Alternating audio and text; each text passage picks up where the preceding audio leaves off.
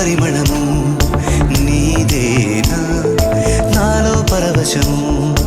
నిజమేనా ఒండు మల్లి పువ్వు కన్నా తేలికగు నీ సోపు రెండు కళ్ళు